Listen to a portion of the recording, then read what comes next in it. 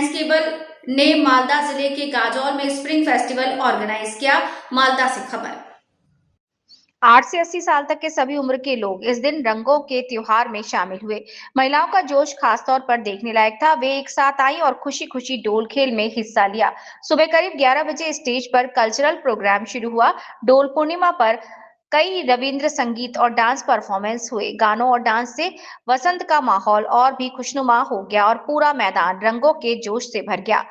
Friends cable के member Bhaskar Roy, Chaudhary Gopal सरदार, राजेश प्रसाद, नव रॉय, नवीन रॉय, शुभम दत्ता और कई दूसरे लोग इस इवेंट में मौजूद थे। पूरे दिन त्योहार उत्साह और मेलजोल के मैसेज से भरा रहा। मालदा से रामचंद्र मंडल की रिपोर्ट। आज के আমরা গাজল ফ্রেন্ডস কেবল নেটওয়ার্কের পক্ষ থেকে গাজলে প্রতি বছরের ন্যায় গাজল হাই স্কুল ময়দানে আমরা বসন্ত উৎসব পালন করে থাকি। এবারও আমরা পালন করছি। আমাদের এবারে 10ম বর্ষ।